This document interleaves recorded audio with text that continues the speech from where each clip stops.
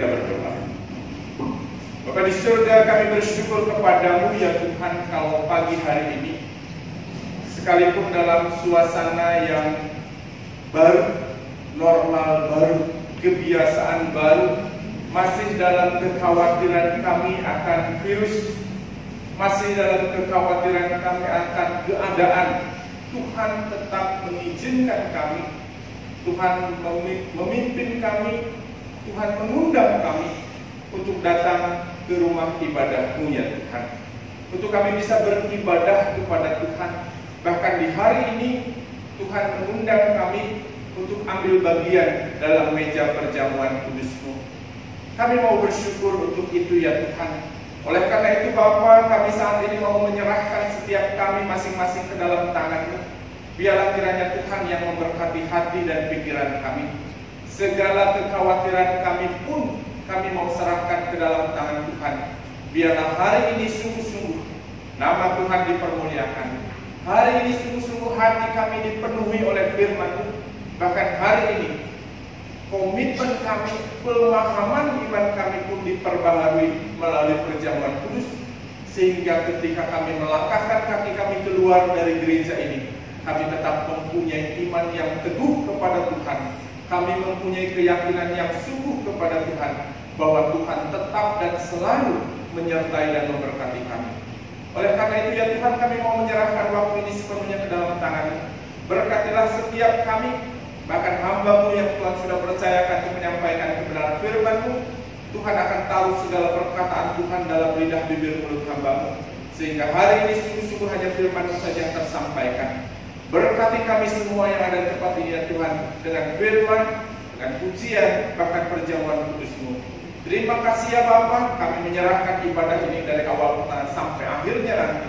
Bahkan perenungan firman kami hanya di dalam nama Tuhan kami Yesus Kristus Allah yang berfirman kepada kami, kami berdoa. Amin. Silakan duduk Bapak Ibu.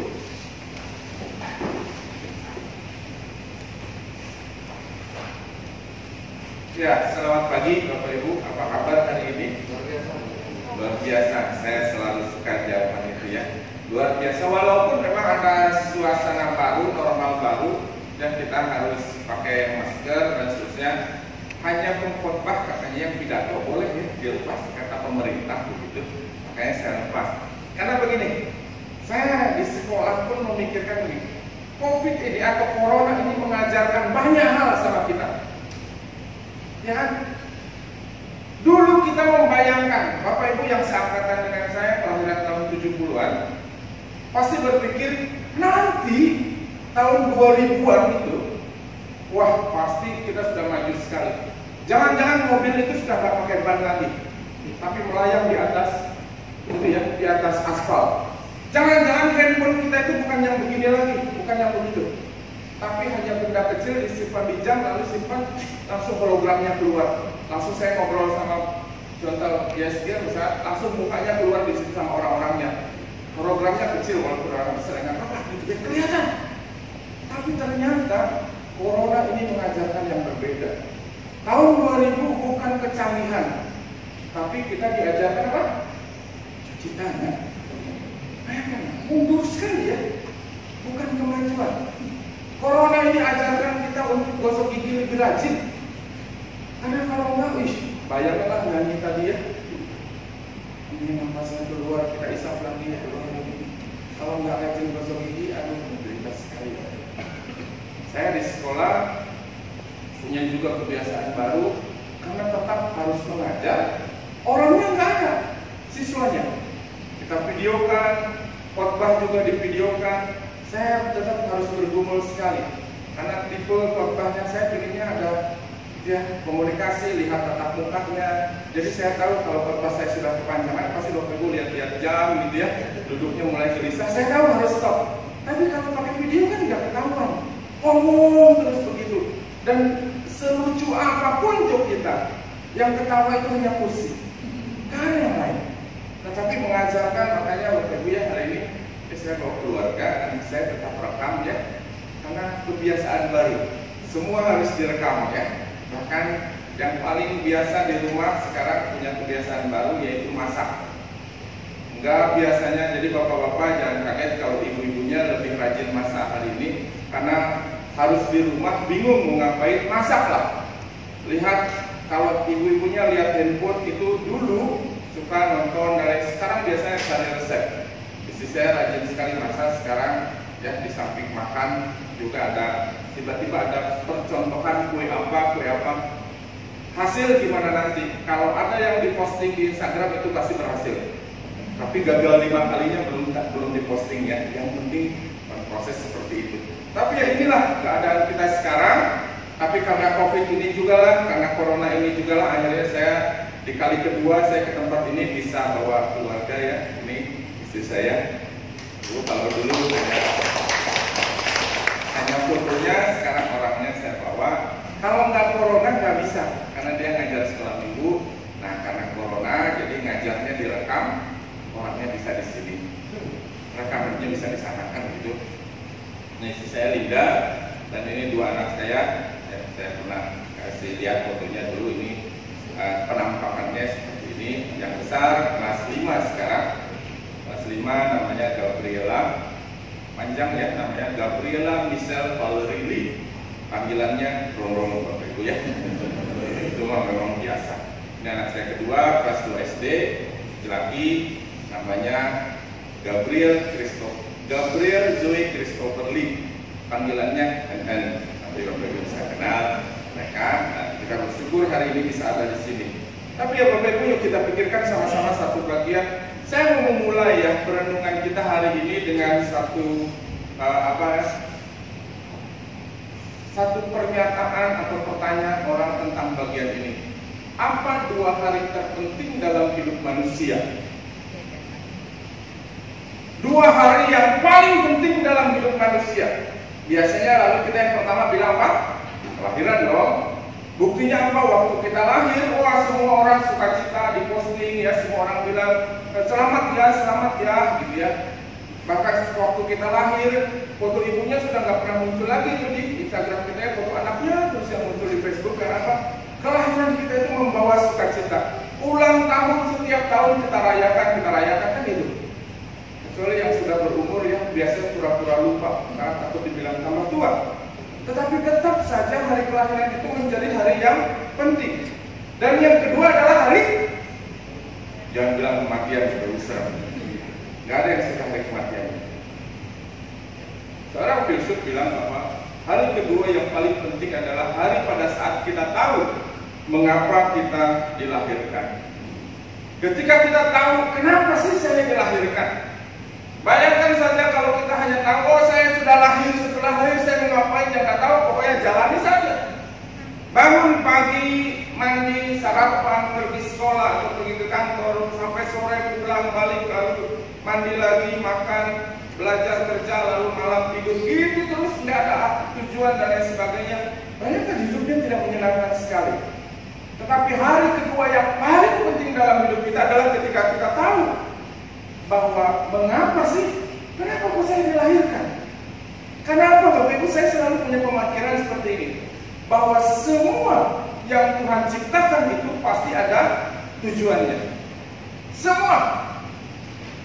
Kita aja bikin sesuatu ada tujuannya ya. Kita bikin kursi buat duduk. Makanya ketika anak kita jongkok di kursi, kita bilang, kakinya karena buat duduk. Kita bikin sendok buat suap makanan. Walaupun ada juga yang suka pakai ketok orang ya. Itu biasanya kita bilang anak nakal itu kan gitu. Semuanya ada. Saya suka membayangkan alat-alat ini ya. Saya suka main musik dulu walaupun nggak bisa. Tapi suka lihatnya melalui drummer ya dan lain sebagainya. Apa sih gunanya ini? Apa sih gunanya itu? Semua ada kan tujuannya. Apalagi Tuhan.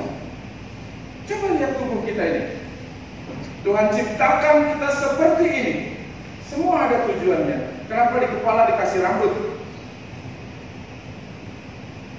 Kok nggak semua badan kasih rambut? Karena lu bilang serem lah kalau semuanya ada rambutnya. Ada orang yang suka kalau dadanya itu rambut semua, tapi ada juga yang nggak suka. Kenapa tangan kita ada kukunya? buat garuk-garuk. Tuhan bayangkan lah, memikirkan buat garuk-garuk saja dia pikirin loh. Apalagi semua. Kenapa hidung kita hadapnya ke bawah, nggak ke atas? Telinga ada daun telinganya, matanya kok ke depan, nggak kayak ayam yang kanan kiri. Itu semua ada tujuan dan maksudnya. Nah, kalau semua ciptaan Tuhan itu ada tujuannya, maka terlebih lagi seharusnya kita pikirkan kita manusia. Pasti ada tujuannya. Tubuh kita saja, semua setiap detil tubuh kita ini ada tujuannya. Kenapa ada buku-buku di jari kita dan lain sebagainya? Bukan garis tangannya ya, ini mah hanya karena kita sering bengkok, Bapak Ibu, hanya ada garisnya. Apalagi kita secara utuh. Kenapa kita dilahirkan, kenapa kita diciptakan, pasti ada tujuannya. Hanya masalahnya yang sering kita dapati adalah kita seringkali abai. Kita seringkali udahlah, nantinya kita akan mencari tujuan hidupnya sendiri. Masih kecil itu orang tua kita yang mengarahkan dan lain sebagainya. Nah, Tuhan sudah dari awal. Oleh karena itu, yuk mari kita pikirkan sama-sama bagian ini. Ketika kita menggumulkan sama-sama tentang apa sih yang Tuhan mau, tujuan hidup Tuhan dalam hidup kita ini seperti apa dan bagaimana kita mengejarnya. Bapak Ibu, mari kita buka Alkitab kita terlebih dahulu, Matius 13. Matius 13 ayat 44 sampai 46. Kita akan belajar satu hal tentang visi Allah dalam hidup kita dan bagaimana kita mengejar visi Allah itu. Matius 13 ayat 44 sampai 46. Saya akan bacakan kepada Bapak Ibu Saudara sekalian. Elai memberi judul perumpamaan tentang harta terpendam dan mutiara yang berharga. Hal kerajaan surga itu seumpama harta yang terpendam di ladang yang ditemukan orang, lalu dipendamnya lagi oleh sebab sukacitanya pergilah ia menjual seluruh miliknya lalu membeli ladang itu. Demikian pula hal kerajaan surga itu seumpama seorang pedagang yang mencari mutiara yang indah. Setelah ditemukan mutiara yang sangat berharga, ia pun pergi menjual seluruh miliknya lalu membeli mutiara itu. Nah, Bapak Ibu Saudara sekalian, dari bagian ini kita mau menggumulkan dua hal dulu lah dalam kehidupan kita ya. Bagaimana sih kita bisa memahami apa itu visi Allah dalam hidup kita? Apa sih visi utama Allah dalam hidup kita? Dan kita juga akan gumulkan, lalu bagaimana setelah kita menggumulkan visi Allah dalam hidup kita itu, bagaimana kita hidup di dalam visi Allah itu. Firman Tuhan hari ini yang paling mudah, yang paling sering muncul dalam 3 ayat ini adalah tentang berbicara tentang kekekalan. Visi Allah yang utama dalam hidup kita itu tidak pernah bergeser, yaitu tentang kekekalan. Makanya kalau kita lihat seluruh aspek kehidupan kita, visi Allah itu hanya satu-satunya, kekekalan. Bahwa suatu ketika saya harus memberikan pertanggungjawaban itu dalam kekekalan. Suatu ketika semua yang saya lakukan itu harus saya bawa kepada Tuhan dalam kekekalan itu. Saya mau jelaskannya seperti ini. Bapak Ibu, saya sudah pernah bilang, saya dipercaya sekarang melayani di sekolah. Ya, sudah sekian tahun saya selalu di gereja. Tahun ke-20 masa pelayanan saya dipercayakan Tuhan sekolah. Sempat bergumul sama Tuhan, apa maksudnya kok biasanya saya di gereja ya, tiba-tiba Tuhan kasih sekolah. Dan memang tahun pertama saya dikasih di Padang, sekolah yang kecil ya, hanya 300-an orang dari TK sampai SMA. SMA-nya ya kelas 10 itu ada 9, bukan 9.000 ya, 9 orang. 9 orang itu 5 IPA, 4 IPS. Kalau ngajar hanya privat, tapi menyenangkan. Saya bersyukur karena dapat sekolah kecil dulu. Lalu setahun di Padang, lalu dipindah ke Siantar yang berkali lipat.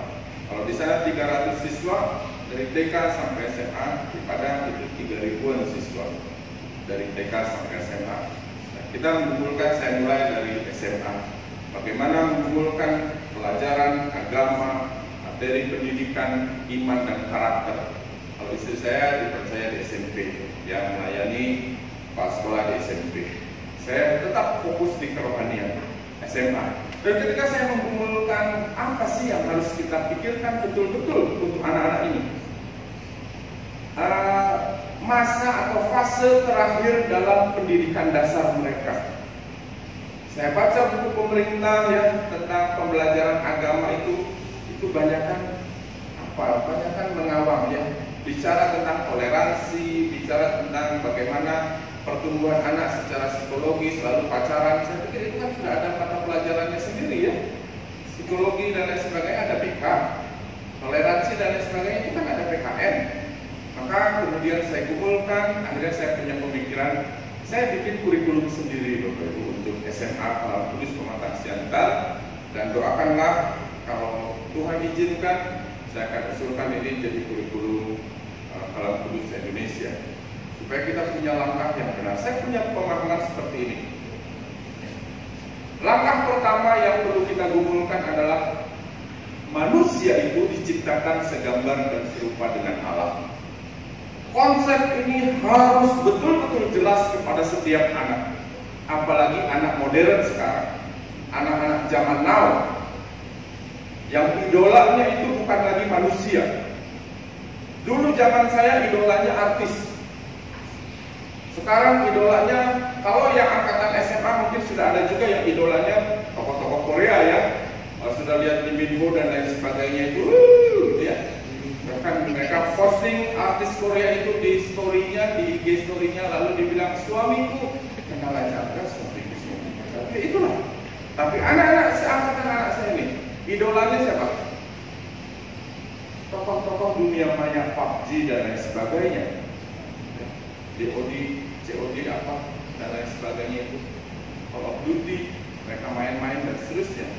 Tapi mengembalikan pemahaman bahwa manusia diciptakan segambar dan serupa dengan Allah.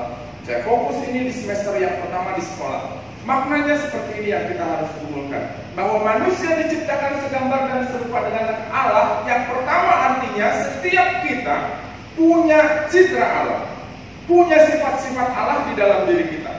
Kalau Allah itu maha kasih, seharusnya manusia punya kasih. Kalau Allah itu maha penolong, manusia seharusnya bisa menolong orang lain.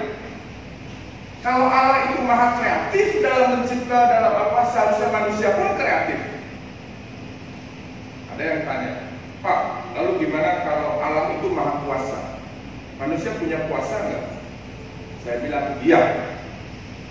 Hanya bedanya karena dia pencipta, dia maha kuasa. Karena kita ciptaan, kita punya kuasa, walaupun terbatas. Yuk pikirkan, handphone itu ciptaan siapa? Manusia. Itu luar biasa sekali. Saya punya teman di Australia, saya bisa ngobrol sama dia, dia kelihatan muka hanya dengan benda seperti itu. Ya, di belakangnya nggak ada orang, ada dan sebagainya. Tapi terbatas. Ya. Ada baterai yang harus terus dicas, ada kuota. Ya, kalau miskinnya susah juga ya, kuotanya tidak ada gitu. Berharap belas kasihan wifi kan begitu. Terbatas, tapi manusia punya kuasa itu. Manusia punya gambar dan rupa Allah, punya citra Allah. Lalu yang kedua yaitu manusia punya relasi.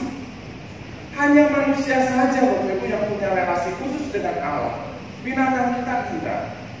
Saya menggambarkan, saya suka gambar ini ya, karena kita suka pelihara anjing ya, kucing. Dan saya baru tahu makanan anjing itu mahalnya minta ampun dulu. Dibanding beras lebih mahal itu. Tapi coba pikirkan begini, anjing yang kita sayangi, yang makannya itu lebih mahal dari makanan kita itu. Waktu kita kasih makanan yang mahal itu di piring cantiknya, apa yang dia lakukan? Adakah anjing itu langsung duduk begitu lalu berdoa, terima kasih Tuhan untuk bosku ini yang baik hati, makananku lebih mahal. Mau dikasih makanan mahal, dikasih jangan. Hanya manusia saja yang tahu berelasi. Makanya walaupun dalam konteks yang latah ya, kita selalu, misalkan ini saya konteks latah ya, kita selalu kalau lihat nasi otomatis kita doa. Mau bukti? Yuk kita ya di sini. Setelah ini kita makan. Misalkan, Bapak Ibu jangan berharap ya.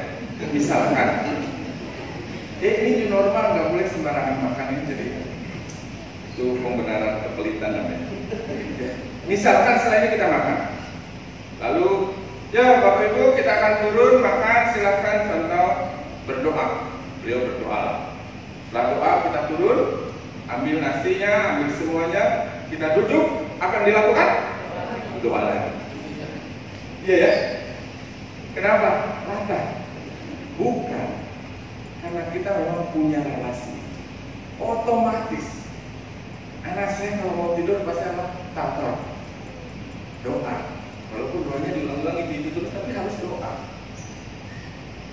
Kalau saya keluar sama kawan-kawan, misalnya kawan-kawan tim kerohanian, sampai malam nggak tidur tuh, nunggu papa doa. Karena kita punya relasi. Dan yang ketiga, Bapak Ibu, manusia diciptakan segambar serupa dengan Allah itu. Artinya manusia diberi kuasa oleh Tuhan untuk mengelola bumi ciptaan Tuhan. Untuk mengelola bumi ciptaan Tuhan. Hanya manusia saja yang dikasih kuasa itu oleh Tuhan. Binatang. Mau contoh? Bapak Ibu, kita suka ayam ya. Bukan ayam, daging ayam. KFC dan lain sebagainya itu. Makanya bayangkanlah kalau sekian miliar penduduk dunia ini suka daging ayam, maka kita berpikir jangan-jangan suatu hari ayam akan punah. Supaya ayam tidak punah, lalu kita bikin peternakan kan, supaya tidak punah. Yuk kita bandingkan dengan yang lain, ciptaan yang lain. Singa lah, singa suka makan daging rusa. Banyak singa makan rusa. Suatu hari rusa akan punah karena dimakan singa. Pertanyaan saya, apakah kita pernah melihat ada peternakan rusa milik singa? Atau singa beternak rusa gitu? Tidak ada. Mereka tidak punya kuasa itu. Hanya manusia itu. Lalu kemudian kita tanya, kalau gambar dan rupa Allah itu ada di dalam diri manusia, Allah itu maha kasih, seharusnya manusia punya kasih. Tetapi kenapa manusia berkelahi begitu jahatnya? Buang anaknya, bunuh bayinya dan lain sebagainya. Anak bisa hianati orang tua, buangnya. Saya paling sedih sekali melihat cerita itu. Seorang anak bawa ibunya yang sudah tua ke depan Indomaret lalu ditinggal di situ. Mau dibuang karena sudah nggak berguna lagi, hanya jadi beban. Betapa jahatnya manusia. Kalau manusia itu punya relasi dengan Tuhan yang khusus, kenapa kita ke gereja susah? Berdoa jarang. Punya waktu khusus dengan Tuhan? Ayo musuh sibuk kali, musuh ini kayak gak ngerti aja saya. Kalau manusia itu punya kuasa untuk mengelola bumi, tapi kenapa eksploitasi yang terjadi? Saya pernah 4 tahun di Pekanbaru. Pekanbaru musimnya bukan hanya musim hujan dan musim panas. Ada satu musim lagi, musim asap namanya. Karena kalau sudah berasap itu kita nafas aja susah. Kalau kehujanan kita bisa berteduh. Kepanasan pakai topi, pakai payung. Kalau keasapan nggak bernafas, nggak bisa. Pernah satu masa saya melarikan diri ke Medan karena asapnya sudah parah. Tapi kan nggak bisa lama-lama, tetap harus balik. 1 minggu cuti harus balik ke sana naik bus. Pertama kali kita naik bus dari Medan ke Pekanbaru sama anak-anak. Jadi itu yang terjadi. Kenapa gambar dan rupa Allah itu rusak? Karena dosa. Di semester 2 saya dengan anak-anak belajar tentang dosa. Lalu semester 3 kita belajar juga dengan usaha manusia. Manusia berusaha dengan semua cara untuk mengatasi dosa, tapi gagal. Manusia bilang, oh saya bisa atasi dosa saya dengan perbuatan baik. Amal, semakin banyak amal saya, siapa tahu nanti ditimbang ya. Masalahnya sederhana saja Bapak Ibu. Urusan surga itu surga miliknya Tuhan. Kalau ada yang suka cerita, yang suka koper-kapirin orang itu ya, itu kayak panitia surga, itu palsu. Nggak ada panitia surga. Surga itu miliknya Tuhan. Dan Tuhan bilang apa? Hendaklah kamu sempurna. Kalau sempurna itu artinya kalau kita dikasih soal 100 soal, kita kerjakan semua, salah 3, nilainya 97. Baik nggak? Baik, bukan? Tapi sempurna. Salah 1, nilainya 99. Baik? Oh, baik sekali. A itu. Tapi apakah sempurna? Tidak. Oleh karena itu semuanya, perbuatan baik kita, kesalehan kita, pendidikan, amal dan lain sebagainya, segala usaha manusia itu gagal. Jangan percaya yang bilang bahwa kalau kita puasa maka dosa kita sepanjang tahun akan diampuni. Ya udah, kita berdosa aja 11 bulan, di sebulannya kita puasa supaya dihapus semua. Enggak begitu. Itulah sebabnya, karena segala usaha manusia gagal. Saya di semester 4 membahaskan Allah berinisiatif untuk menebus manusia di dalam Yesus Kristus. Lalu di sini yang bagian paling sulit. Kenapa begitu? Hanya di dalam Yesuslah keselamatan itu bisa berlaku. Kerajaan surga itu hanya bisa melalui Yesus.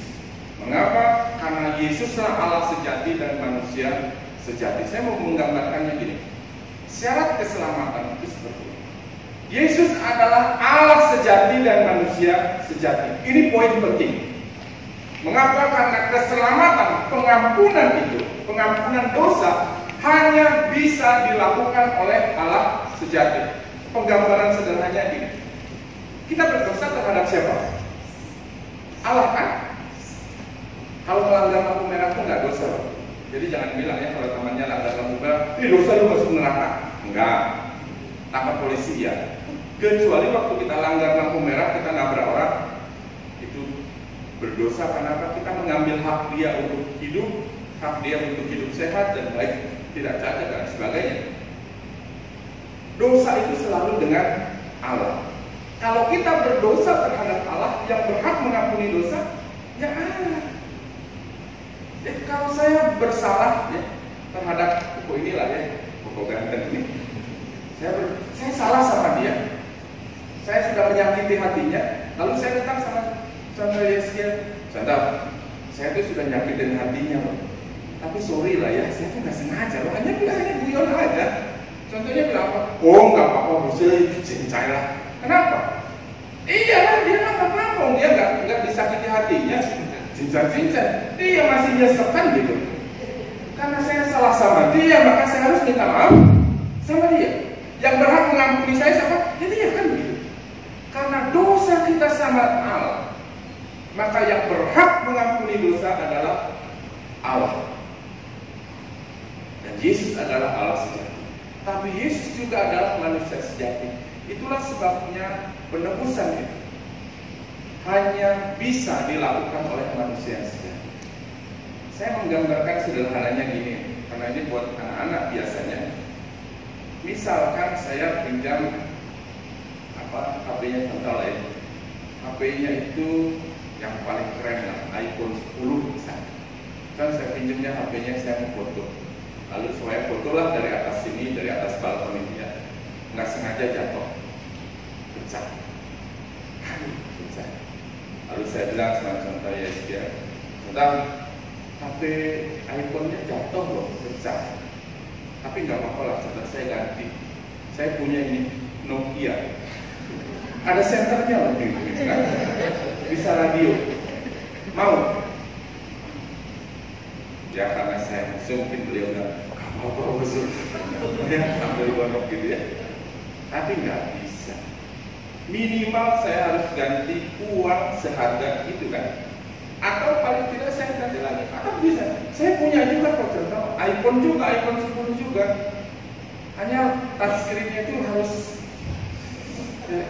kalau iPhone 10 kan jari kita belum nempel aja mungkin sudah berubah gitu ya. Ya nggak harus gitu. Bisa iPhone rusak, nggak bisa. Harus iPhone yang baik.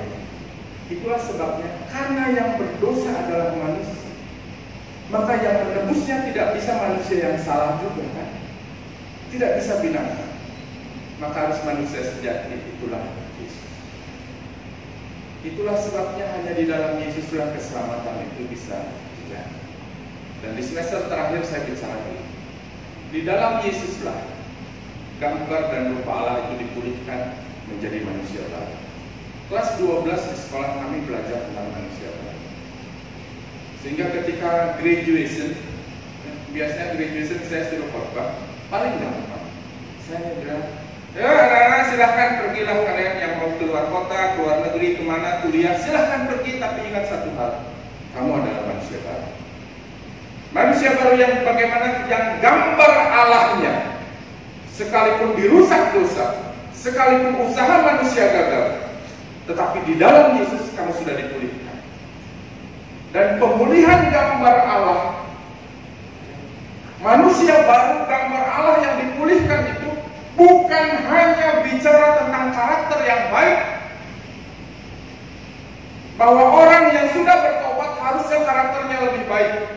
Dulu tukang pukul, sekarang tidak pukul lagi. Saya sudah pernah bicarakan itu waktu saya pertama kali ke sini. Orang bertobat bukan hanya sekedar dulu tangannya pukul, sekarang tidak. Itu bukan, belum bertobat. Mungkin sekarang belum dapat musuh yang dia bisa bully aja. Musuhnya gede-gede, dia takut. Dulu mulutnya untuk menghina orang, membuli orang, sekarang tidak lagi. Dulu mulutnya suka gosip orang, sekarang tidak. Itu belum bertobat. Jangan-jangan belum dapat berita yang kuat aja untuk digosipin. Tapi bertobat itu berbalik betul-betul. Kalau dulu tangannya pukul orang, sekarang tangannya menolong orang lain. Dulu mulutnya menggosip, memaki orang, sekarang mulutnya untuk memuji, menguatkan, memotivasi orang. Memang benar bahwa manusia baru, Allah memulihkan kita supaya kita jadi baik, iya betul. Tapi bukan hanya itu, tetapi juga bicara tentang kekekalan. Karena yang dipulihkan bukan hanya citra Allah dalam diri kita, Bapak Ibu, tetapi yang dipulihkan juga adalah relasi kita dengan Allah, bukan? Bagaimana Allah ingin kita punya relasi yang baik dengan Dia. Makanya itu bicara tentang kekekalan, bukan hanya tentang hidup kita saat ini. Oh, dia sudah bertobat, baik kali loh sekarang. Kalau ngomong itu ayat Alkitab semuanya, kayak sudah kayak ensiklopedia begitu. Enggak juga. Bukan hanya itu. Memang benar orang yang sudah bertobat harusnya baik. Karena apa? Karakter kita diubahkan. Gambar rupa Allah, sifat-sifat Allah dalam diri kita diperbarui. Tapi lebih dari itu yang Allah ingin, ketika Allah pulihkan kita, tebus kita, supaya kita punya hidup dalam berkekalan. Ada kerajaan surga di sana. Tapi kan Bapak Ibu bukan hanya langsung ke sana. Kan tidak otomatis ya bahwa kita bertobat lalu masuk surga gitu ya.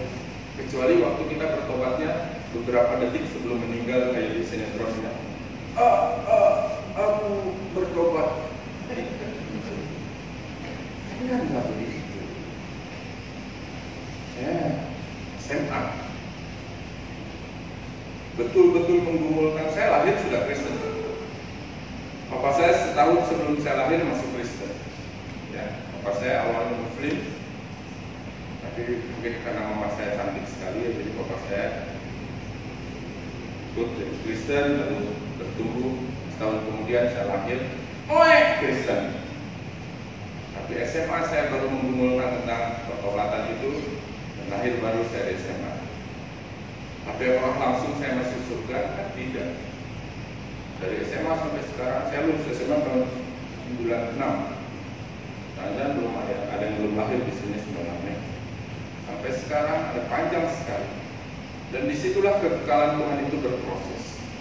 Oleh karena itu Bapak Ibu, kalau kita menggumulkan yang demikian, maka visi utama Allah dalam hidup kita bukan hanya sekedar perubahan.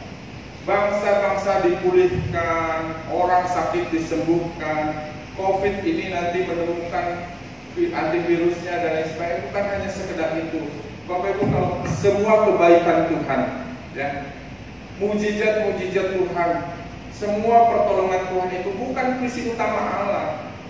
Jadi jangan gantungkan hidupmu ke situ. Saya mau bertobat kalau saya disembuhkan, terlalu ringan.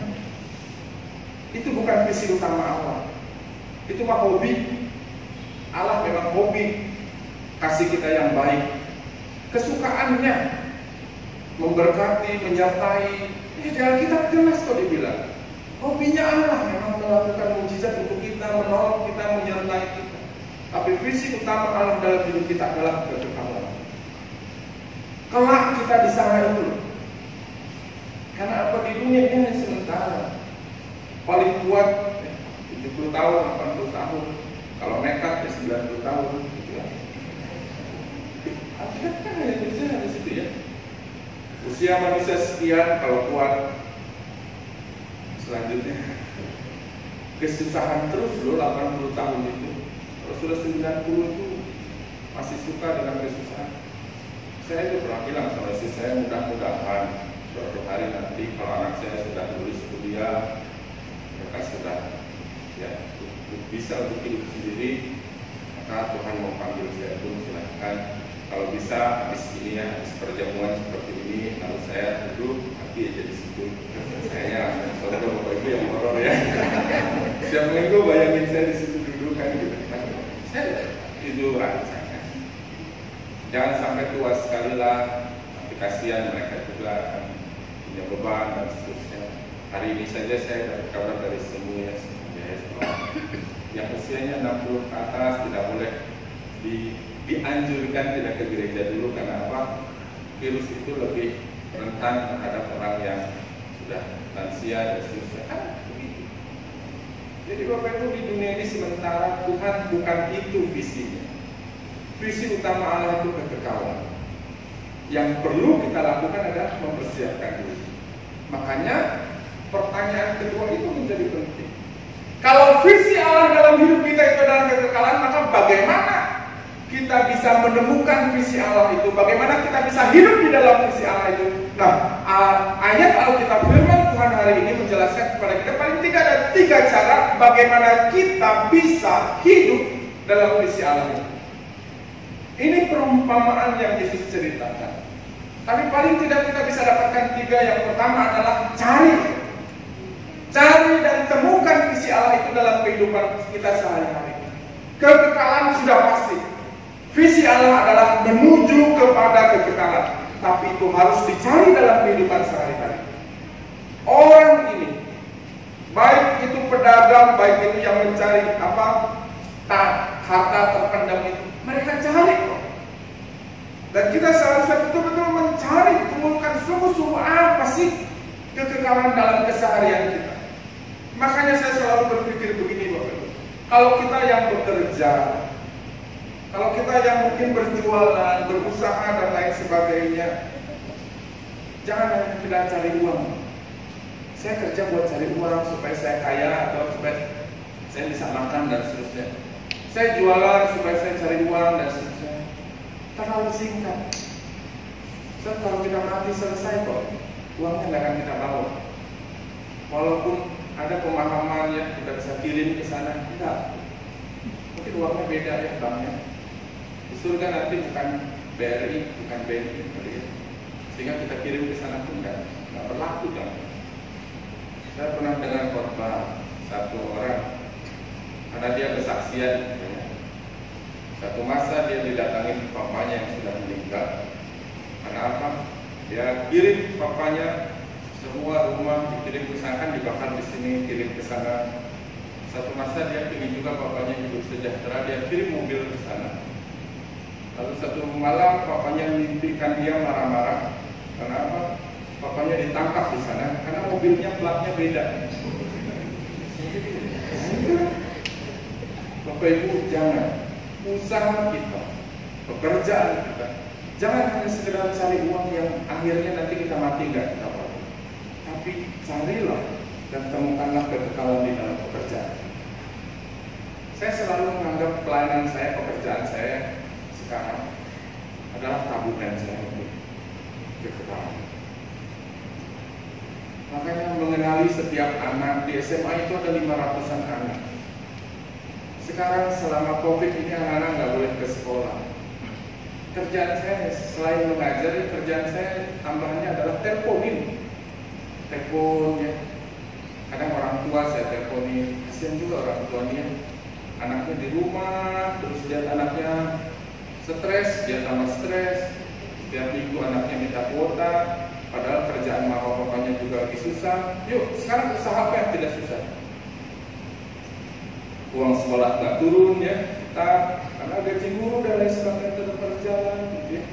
Orang tua ini stres sekali. Sekolah, kalau sekolah telepon ke orang tua biasanya dalam dua hal. Tagihan, Bu, uang sekolahnya belum bayar, kan gitu. Atau teguran. Bu, anaknya sudah 3 kali loh tidak ikut pembelajaran online. Kalau nggak tagihan, teguran. Makanya tugas saya di sekolah selain mengajar online itu teleponin orang tua. Sekedar tanya kabar. Tapi saya telepon, Pak, benar ini anaknya, orang tuanya ini? Ya, siapa ya? Saya pendeta Hari dari SMA Kalkulus. Hah? Ada apa, Pak? Udah mau jangan. Karena pikirnya bagian administrasi pasti minta tagihan, bagian BK pasti anaknya bandel. Ini pendetanya, ini pasti anak saya udah masuk neraka kali ya. Enggak, hanya mau nyapa aja, apa kabar di sana, gimana? Ibu apa ini? Gimana? Tapi itu, karena apa? Ada nilai kekal yang saya mau bawa. Usaha Bapak Ibu apa? Pekerjaan Bapak Ibu. Jangan hanya sekedar cari uang, sayang. Tapi punyailah nilai kekal bahwa ini tabungan kita kelak. Ini laporan kita kelak kalau pelayanan kita. Kita melayani ke gereja sampai harus tahan napas begitu. Lalu kita persembahan dan lain sebagainya. Jangan hanya rutinitas ritual keagamaan. Punyailah nilai kekal bahwa ini tabungan saya. Makanya saya suka ada satu orang yang pernah ngomong begini ya. Ini orang ya Bapak Ibu yang ngomong, jadi kalau tersinggung jangan sama saya. Ya. Orang itu bilang begini, bahwa apa pekerjaan kita di surga nanti? Apa pekerjaan? Apakah di surga nanti ada dokter? Itu enggak. Kan nggak ada yang sakit. Pengangguran dokter di sana. Apa? Alkitab memang hanya satu hal yang dicatat oleh Alkitab. Pekerjaan kita di surga adalah memuji Tuhan setiap waktu. Makanya saya selalu bilang, Bapak Ibu, belajarlah, latihanlah di bumi ini untuk memuji Tuhan selalu. Kalau Bapak Ibu di bumi ini malas memuji Tuhan, surga nggak betah. Nggak betah lah Tuhan di surga ini. Setiap hari ini memuji Tuhan. Kenapa nggak pernah latihan di sini? Berlatihlah karena kekekalan. Cari, temukan kekekalan dalam setiap kegiatan yang kita lakukan. Waktu mau ngomong, waktu mau gerakan jempol kita di WA group, waktu kita mau share satu berita. Sekarang ini hoax di mana-mana. Cari nilai kekal di dalam. Ada yang rohani, ada. Rohani sekali ya, ayat ini bicara tolong disebarkan ke 10 orang, kalau tidak stop di handphonemu, kamu akan sial begitu. Ya, kita kirim ayat tapi pakai ancaman lagi. Kirim ayat mah ayat aja lah gitu ya. Pakai dengan jangan apa? Cari. Lalu yang kedua setelah kita cari dan temukan, sama seperti orang yang diceritakan oleh Yesus ini. Setelah kita dapatkan, tangkap dan jalani itu dengan sukacita. 2 kali disebutkan orang ini. Dia dengan sukacita. Dia dengan sukacita. Jangan sampai nanti Bapak Ibu ketika kita tahu bahwa semua pekerjaan kita, semua pelayanan kita, semua apa yang kita lakukan itu harusnya bernilai kekal. Lalu kita malah sedih. Kenapa? Saya kan kerja pengen kaya. Tapi gimana caranya jadi kaya kalau saya harus terus berbagi sama orang? Kan nilai kekal itu bisa kita lakukan ketika kita berbagi. Tapi kalau kita berbagi terus, gimana sih mau cepat kaya? Saya pelit aja gak kaya-kaya. Kan begitu. Oleh karena itu Bapak Ibu, Alkitab jalani itu dengan sukacita. Karena bukan hanya di sini hidup kita, tapi dalam kekekalan. Sekalipun kita kaya, jabatan kita tinggi dan lain sebagainya, suatu hari kita akan lepaskan. Lebih baik kita nabung di sana. Yang Alkitab bilang, Yesus bilang apa? Ngengat dan layak tidak akan mengambil. Oleh karena itu bersukacita. Bersukacitalah ketika kita dapatkan. Oh, saya bekerja ini supaya saya bisa menjadi berkat bagi orang. Saya mendapatkan posisi ini, jabatan ini supaya saya bisa menjadi kemuliaan bagi Tuhan. Saya pernah temui banyak orang yang jabatan tingginya dia tidak bisa dapatkan karena dia hidup dengan jujur, hidup dengan benar, tapi dia jalani. Dan dia lebih memilih kekekalan daripada hanya sekedar jabatannya. Dan ini yang kita harus jalani. Ketika kita dapatkan visi Allah dalam pekerjaan kita, dalam rumah tangga kita, dalam keseharian kita, tangkap dan jalani itu dengan penuh sukacita. Dan yang terakhir, Bapak Ibu, di sini kita lepaskanlah yang tidak utama, tapi prioritaskanlah kepada yang utama. Orang-orang dalam kisah yang Yesus ceritakan ini benar-benar mereka tahu betul mana yang utama dan mana yang tidak. Ketika dia temukan ada harta terpendam di tanah itu, dia bukan hanya ambil itu hartanya karena bisa digugat oleh pemiliknya, tapi dia pendam lagi, dia jual semua miliknya, dia beli tanahnya, karena dia tahu betul ada yang lebih berharga di situ. Mutiara ini pun dia cari kemana ada mutiara yang bagus, dia jual semua miliknya, karena dia tahu ini yang paling saya inginkan, mutiara. Dia tahu betul mana yang lebih utama dalam hidupnya dan mana yang tidak. Oleh karena itu, Bapak Ibu ya, saya mau menggambarkan ada satu video lucu yang pernah lucu sih bagi saya, walaupun itu bapaknya orang. Mungkin Bapak Ibu pernah lihat juga di YouTube ya. Ada satu orang namanya Paul Stephen. Dia mu'alaf ya. Mu'alaf itu Kristen yang pindah gitu ya. Lalu dia satu kali dalam ceramah, saya juga nggak tahu ya kenapa kok gampang sekali ceramah di sana. Di Kristen ini harus STH dulu, Bapak Ibu baru bisa khotbah gitu ya. Kalau di sana boleh, mu'alaf juga. Makanya ketika Paul Stephen ini ceramah, lalu dia bilang bahwa dulu katanya ada orang datang sama saya, mungkin ada yang pernah dengar ya, datang sama saya bawa 20M satu koper. Saya bilang bohong kali 20M satu koper. Walaupun saya nggak pernah lihat, tapi ada orang bilang bahwa 1 miliar itu satu kardus. Kalau 20M berarti 20 kardus, masa bisa satu koper. Tapi nggak apa-apa lah buat dia. Dia bilang, ada orang datang sama saya bawa 20M. Lalu dia bilang, "Tuh, yuk balik lagi jadi Kristen lagi. Saya kasih 20M."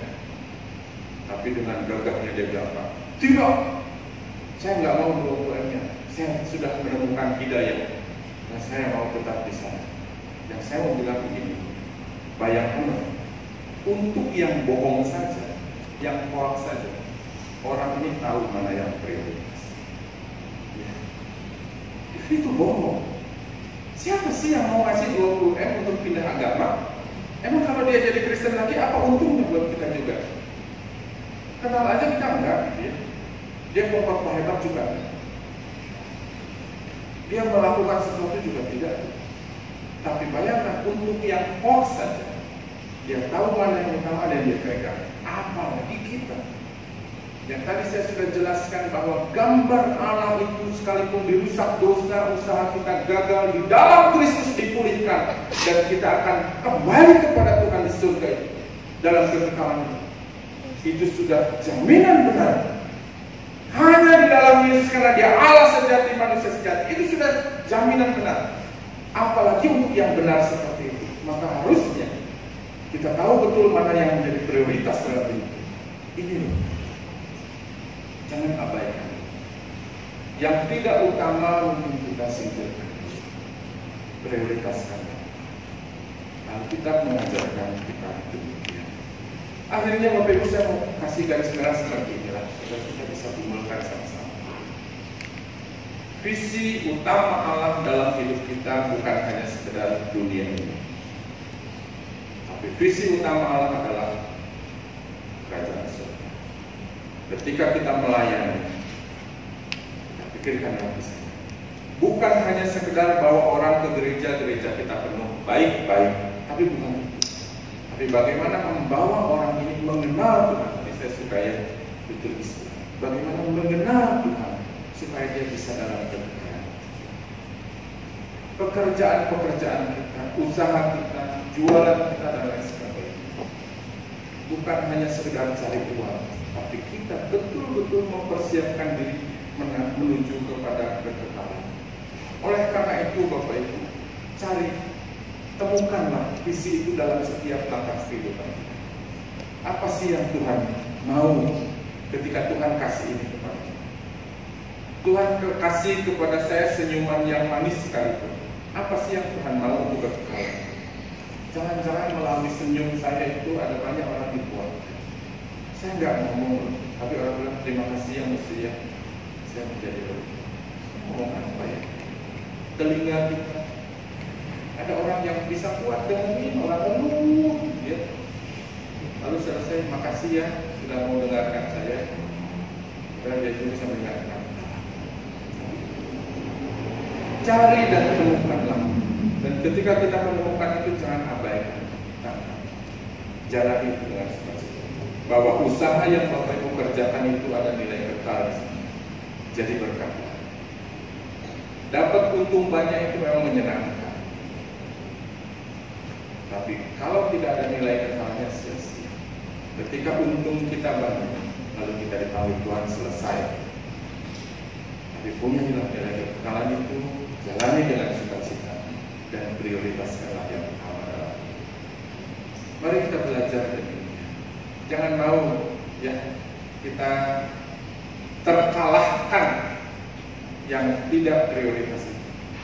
Prioritas saya adalah relasi dengan Tuhan, itu yang utama. Jangan mau kalah gara-gara kelanjutan drakor perselingkuhan itu ya. Lagi rame kan itu. Marriage itu ya. Drama Korea yang selingkuh-selingkuh. Wah, ini sesi terakhir loh.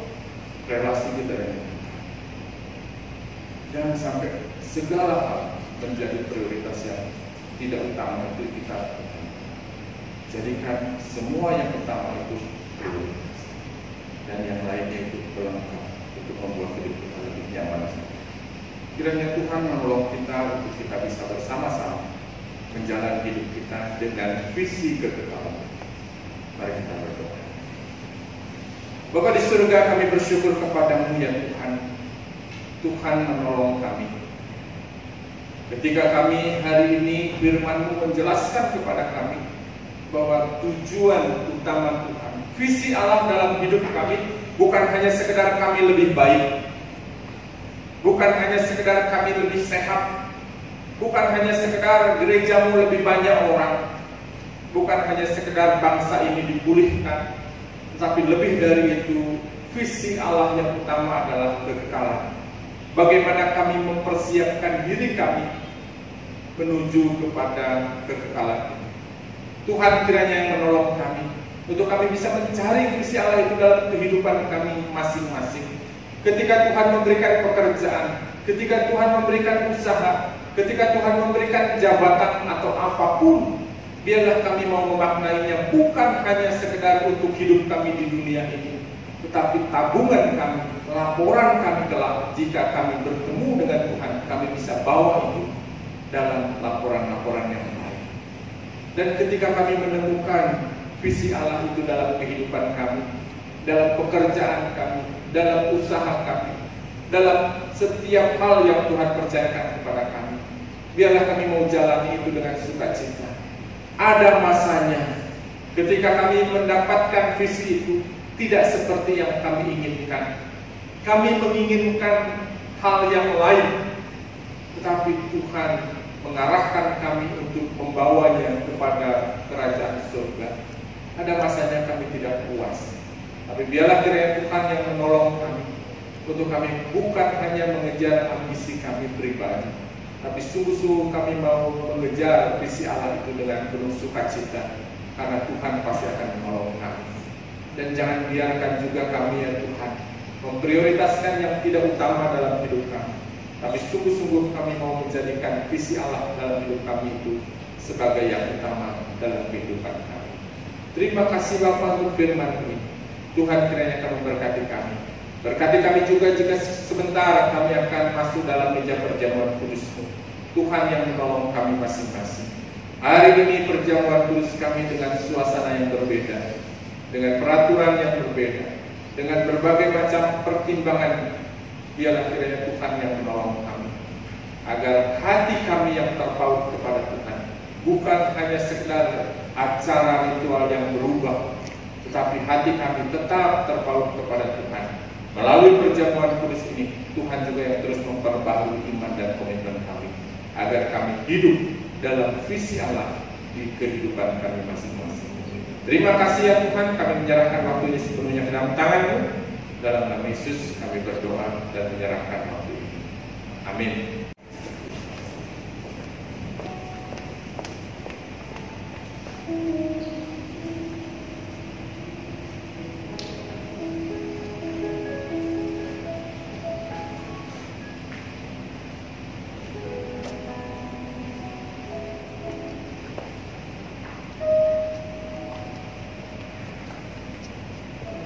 Ya, Bapak Ibu sekalian, jemaat yang dikasih Tuhan, seperti sudah diberitakan dalam warta gereja, bahwa minggu ini kita akan melakukan sakramen perjamuan kudus.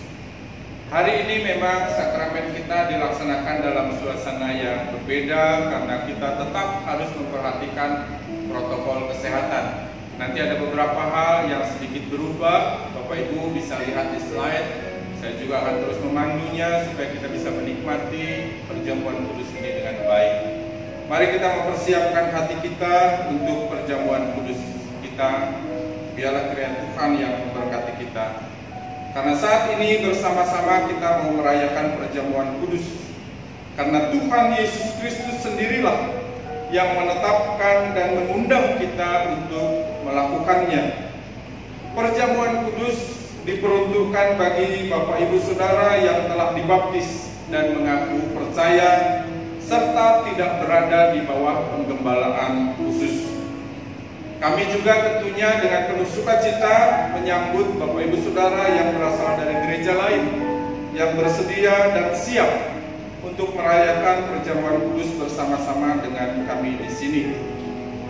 Perjamuan kudus ini sungguh-sungguh menjadi berkat bagi kita.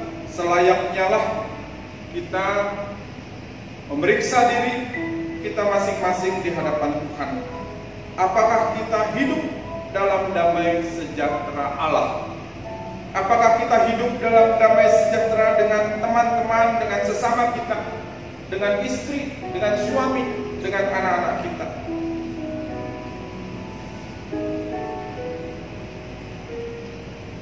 Dalam ketidaksempurnaan kita lah, kita percaya Allah akan menyucikan kita dari segala dosa, memperbaharui hidup kita, memampukan kita untuk mempersaksikan kasih Kristus dalam kehidupan kita, dan melayakkan kita untuk merayakan perjamuan kudus di saat ini. Oleh karena itu Bapak Ibu, sebelum kita memasuki perjamuan kudus kita, mari kita berdoa, bersyukur, dan mengarahkan hati kita kepada Tuhan. Mari kita berdoa.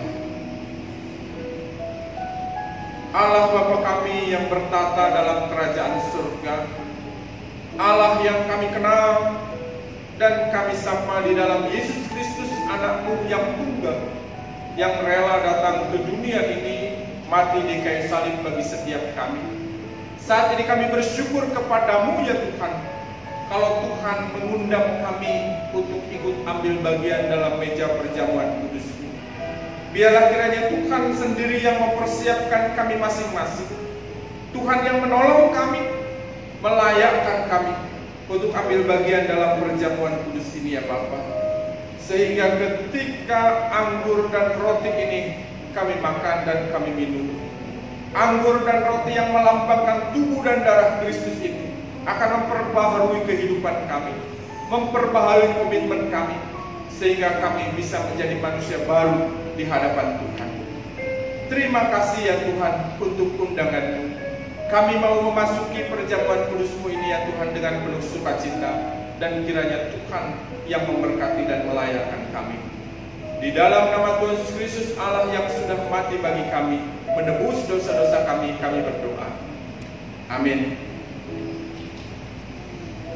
Bapak Ibu, mari kita membuka bacaan responsoria kita dari warta kita masing-masing. Atau dalam slide kita ada, dengan hormat mengikuti perjamuan kudus. Dan ketika mereka sedang makan, Yesus mengambil roti, mengucap berkat, memecah-pecahkannya, lalu memberikannya kepada murid-muridnya dan berkata, "Ambillah, makanlah, inilah tubuhku." Sesudah itu ia mengambil cawan, mengucap syukur, lalu memberikannya kepada mereka dan berkata, "Minumlah kamu semua dari cawan ini, sebab inilah darahku, darah perjanjian yang ditumpahkan bagi banyak orang untuk pengampunan dosa. Akan tetapi aku berkata kepadamu, mulai dari sekarang, aku tidak akan minum lagi hasil pokok anggur ini sampai pada hari aku meminumnya, yaitu yang baru bersama-sama dengan kamu dalam kerajaan Bapa-Ku. Sebab setiap kali kamu makan roti ini dan minum cawan ini, kamu memberitakan kematian Tuhan sampai Ia datang. Jadi barang siapa dengan cara yang tidak layak makan roti dan minum cawan Tuhan, dia berdosa terhadap tubuh dan darah Tuhan. Karena itu, hendaklah tiap-tiap orang memuji dirinya sendiri, dan baru sesudah itu ia makan roti dan minum cawan ini. Karena barang siapa makan dan minum tanpa mengakui tubuh Tuhan, ia mendatangkan hukuman atas dirinya. Aku telah disalibkan dengan Kristus, namun aku hidup, tetapi bukan lagi aku sendiri yang hidup, melainkan Kristus yang hidup dalam aku. Dan hidupku yang kuhidupi sekarang di dalam daging adalah hidup oleh iman dalam Anak Allah yang telah mengasihi aku dan menyerahkan dirinya untuk aku. Karena kamu semua adalah satu di dalam Kristus Yesus. Saudara-saudaraku yang kekasih, jika Allah sedemikian mengasihi kita, maka haruslah kita juga saling mengasihi. Mari kita bangkit berdiri bersama. Kita akan nyanyikan berilah hormat padanya. Biarlah dengan segala hormat dan kemuliaan itu kita mau menyampaikan pujian.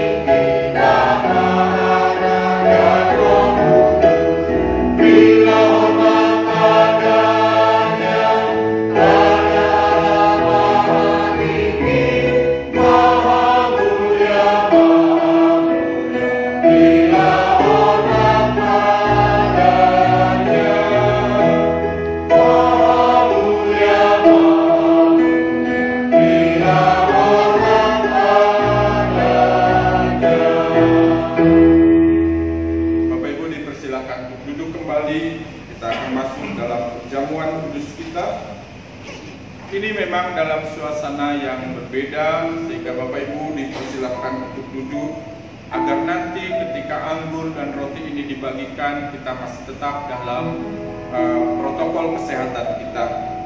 Bapak Ibu Saudara yang dikasihi oleh Tuhan Yesus Kristus, kita bersyukur karena Allah Bapa yang Maha Kudus senantiasa menyertai kita. Dan Kristus mengundang kita untuk mengambil bagian dalam perjamuan kudus ini. Kita yakin bahwa Roh Kudus telah dicurahkan atas setiap kita, sehingga dengan iman kita mengalami kehadiran Kristus bersama dengan kita di sini. Dengan menerima perjamuan kudus, kita mengingat penderitaan Kristus. Ia rela menderita disalibkan, mati untuk menebus dosa seluruh manusia. Dengan menerima perjamuan kudus, kita diingatkan akan persekutuan sesama anggota tubuh Kristus. Dan kita diminta untuk persekutuan mengasihi Tuhan dan mengasihi sesama.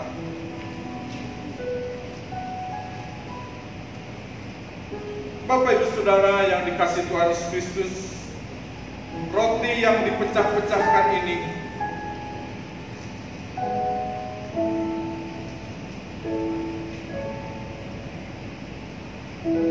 adalah lambang persekutuan dengan tubuh Kristus.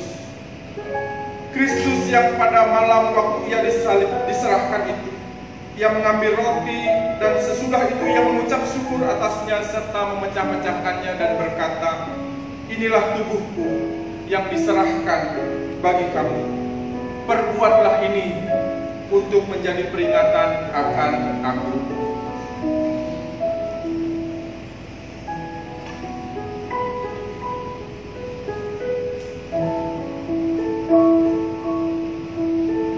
Cawan minuman syukur adalah persekutuan dengan darah Kristus. Kristus yang juga mengambil cawan sesudah makan, ia berkata, "Cawan ini adalah perjanjian baru yang dimeteraikan oleh darahku.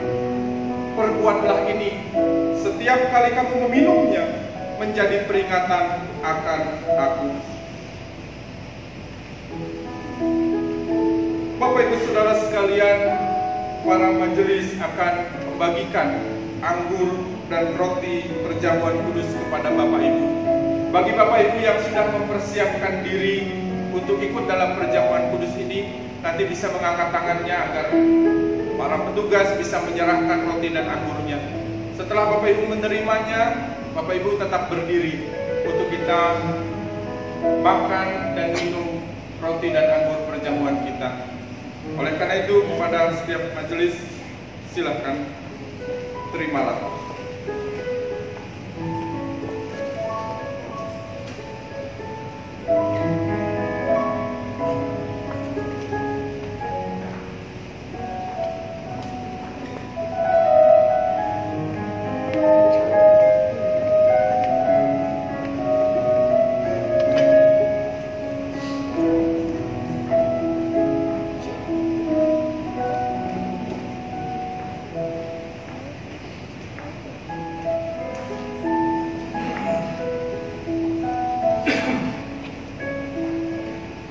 Bagi Bapak Ibu yang sudah menerima anggur dan roti perjamuan, mari kita bangkit berdiri.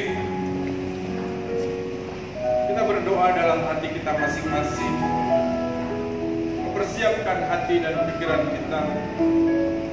Tuhan yang mengundang kita dalam meja perjamuan kudus-Nya. Tuhan menginginkan kita datang kepadanya dengan hati yang siap, hati yang sungguh. Jangan biarkan dosa menghalangi berkat Tuhan bagi kita. Mohon ampunlah dan kiranya Tuhan yang melayakkan kita.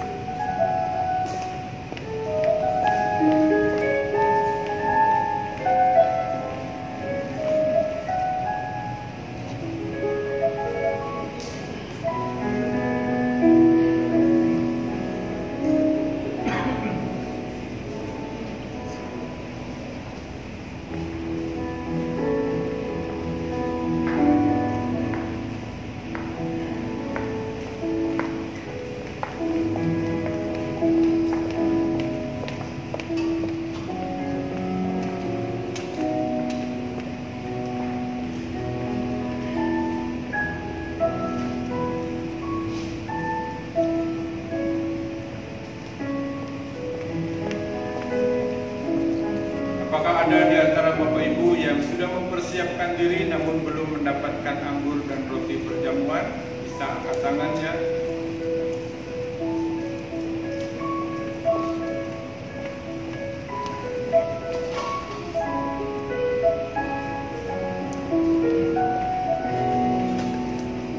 Jika semuanya sudah mendapatkan roti dan anggur, marilah kita pegang roti dan anggur di tangan kita. Mari dengan lembut sebelum kita memakan dan meminumnya, kita mau menyanyikan salibnya bagian refnya saja.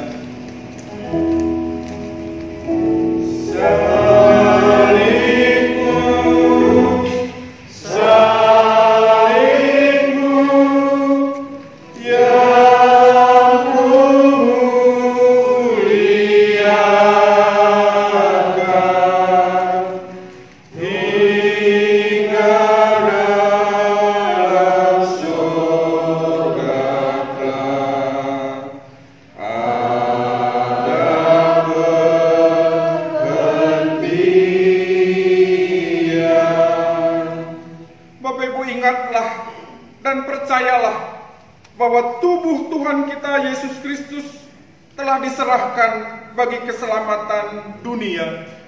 Makanlah.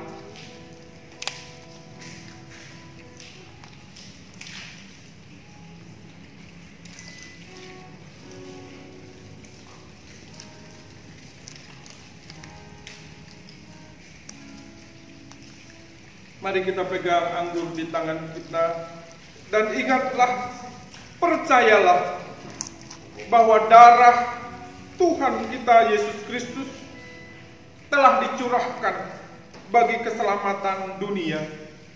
Minumlah.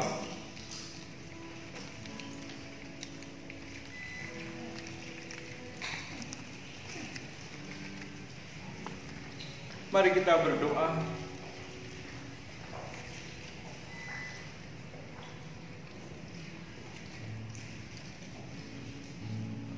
Tuhan Allah Bapa kami, Allah yang kami kenal di dalam Yesus Kristus yang menebus dosa-dosa kami. Kami bersyukur saat ini kami bisa ikut ambil bagian dalam perjamuan kudus-Mu. Biarlah kiranya ya Tuhan, roti yang melambangkan tubuh Kristus dan anggur yang melambangkan darah Kristus itu memperbaharui diri kami, memperbaharui komitmen kami, memperbaharui iman kami di hadapan Tuhan, agar kami bisa menjadi anak-anak Tuhan yang layak untuk disertai dalam sepanjang kehidupan kami. Inilah kami ya Tuhan, terima kasih untuk perjamuan kudus-Mu, dan Tuhan yang akan memberkati kehidupan kami selanjutnya, sehingga kami bisa jalani segala sesuatunya dengan baik. Terima kasih Bapa untuk perjamuan kudus-Mu ini. Di dalam nama Tuhan Yesus Kristus, Allah kami yang hidup, kami berdoa. Amin. Bapak Ibu dipersilakan untuk duduk kembali. Mari kita menyanyikan dari KPPK nomor 271. Datang ke salib-Mu. Sambil meja perjamuan akan dibereskan.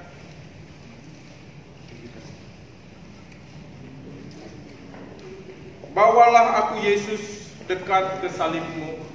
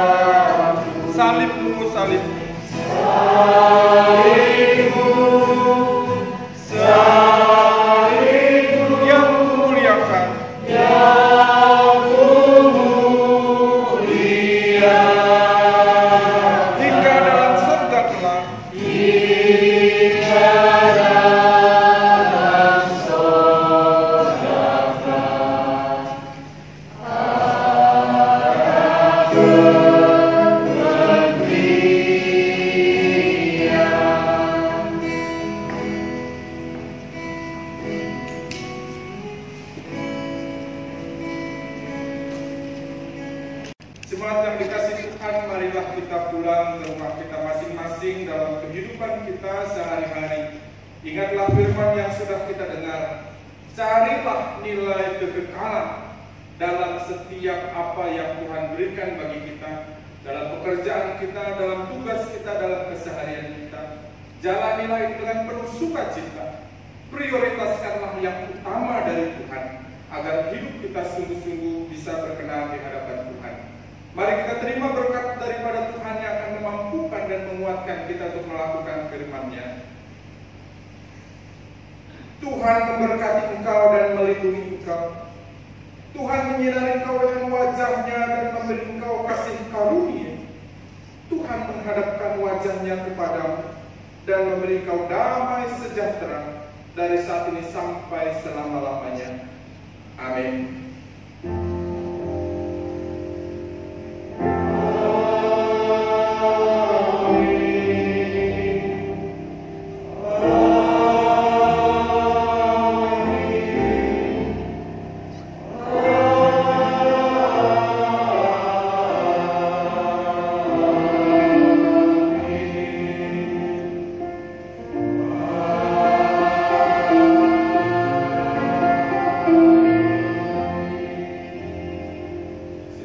Silakan bersatu dulu ibadah kita selesai.